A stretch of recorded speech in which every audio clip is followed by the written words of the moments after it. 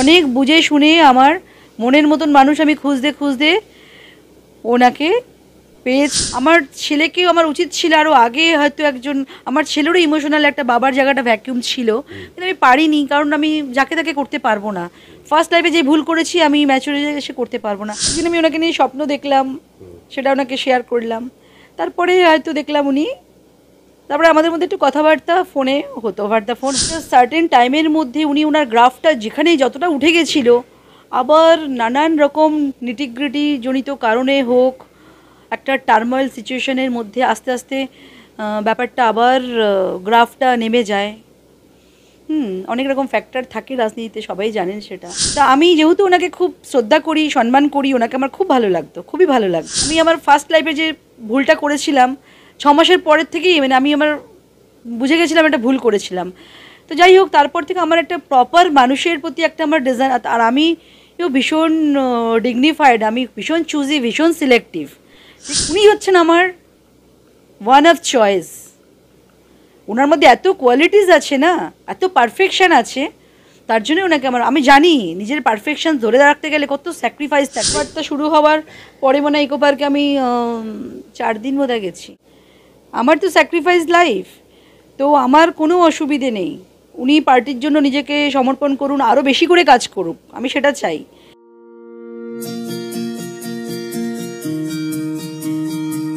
অনেক বুঝে শুনে আমার মনের মতন মানুষ আমি খুঁজতে খুঁজতে ওনাকে পেয়েছি, এবং যাই হোক উনি আমার প্রস্তাবে রাজি হয়েছেন। প্রায়োরিটিতে, বিয়ের ব্যাপারটা প্রায়োরিটিতে এই সময় আমার কাছে এসেছিল যে এখন আমার লাইফে সব ডান, এবার আমার প্রায়োরিটি আমাকে একটা ম্যারেজ করতেই হবে। সিদ্ধান্তটা অ্যাজ এ হিউম্যান বিং আমার মনে হয়েছিল যে একটা মানুষ নিজেকে এভাবে সমর্পণ করলেন এত সততার সাথে, এতটা নিষ্ঠার সাথে, তারপরে একটা সার্টেন টাইমের মধ্যে উনি ওনার গ্রাফটা যেখানেই যতটা উঠে গেছিল, আবার নানান রকম নিটিগ্রিটি জনিত কারণে হোক, একটা টার্ময়েল সিচুয়েশনের মধ্যে আস্তে আস্তে ব্যাপারটা আবার গ্রাফটা নেমে যায়। অনেক রকম ফ্যাক্টর থাকে রাজনীতিতে, সবাই জানেন সেটা। তো আমার মনে হয়েছিল যে উনি ওনার পরবর্তীকালে একটা সার্টেন এজের পরে পার্টি, পলিটিক্স, প্রফেশন, প্রতিবেশী কেউই থাকে না। হ্যাঁ, তখন তার ঘরের একজন খুব কাছের মানুষকে প্রয়োজন হয়। তা আমি যেহেতু ওনাকে খুব শ্রদ্ধা করি, সম্মান করি, ওনাকে আমার খুব ভালো লাগতো, খুবই ভালো লাগতো। কিন্তু আমি কখনো ভাবিনি যে আমিও আমার একটা হাজব্যান্ডের ডিজায়ারনেস আমার শুরু থেকে, মানে আমি আমার ফার্স্ট লাইফে যে ভুলটা করেছিলাম 6 মাসের পরের থেকেই মানে আমি বুঝে গেছিলাম একটা ভুল করেছিলাম। তো যাই হোক, তারপর থেকে আমার একটা প্রপার মানুষের প্রতি একটা আমার ডিজাইন, আর আমি ভীষণ ডিগনিফাইড, আমি ভীষণ চুজি, ভীষণ সিলেক্টিভ। ঠিক আছে, তো জানবে হয়তো অনেকেই যারা আমাকে চেনে জানে ভীষণভাবে আমি নিজেকে খুব স্যাক্রিফাইসের সাথে খুব স্ট্রংলি নিজেকে আমি ক্যারি করে এসেছি। তো উনি হচ্ছেন আমার ওয়ান অফ চয়েস। ওনার মধ্যে এত কোয়ালিটিস আছে না, এত পারফেকশান আছে, তার জন্য ওনাকে আমি জানি নিজের পারফেকশন ধরে রাখতে গেলে কত স্যাক্রিফাইস থাকে।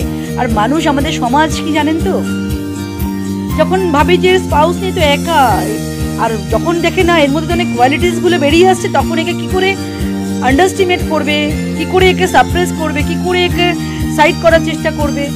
তো এই সব জিনিসগুলো তাদেরকে জুঝতে হয়। তখন তারা ভাবে এত স্যাক্রিফাইস করছি, তারপরেও পারিপার্শ্বিক পরিস্থিতি কোথাও না কোথাও একটা দুঃখ হয়।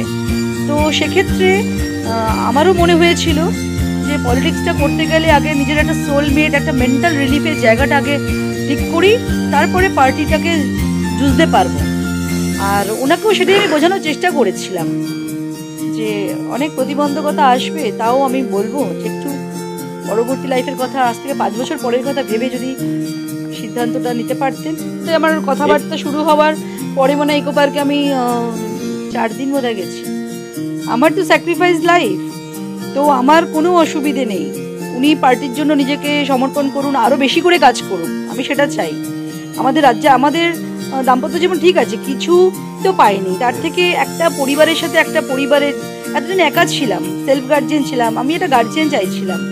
আমার ছেলেকেও আমার উচিত ছিল আরও আগে, হয়তো একজন আমার ছেলেরও ইমোশনাল একটা বাবার জায়গাটা ভ্যাকিউম ছিল, কিন্তু আমি পারিনি, কারণ আমি যাকে তাকে করতে পারবো না। ফার্স্ট লাইফে যে ভুল করেছি আমি ম্যাচুরিটি এসে করতে পারবো না। অনেক বুঝে শুনে আমার মনের মতন মানুষ আমি খুঁজতে খুঁজতে ওনাকে পেয়েছি এবং যাই হোক উনি আমার প্রস্তাবে রাজি হয়েছেন।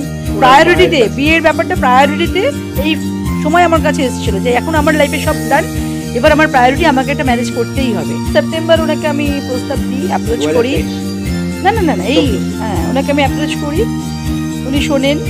আর উনি তো সবাইকে রেসপেক্ট দেন না, উনি কাউকে হার্ট করে কথা বলেন না।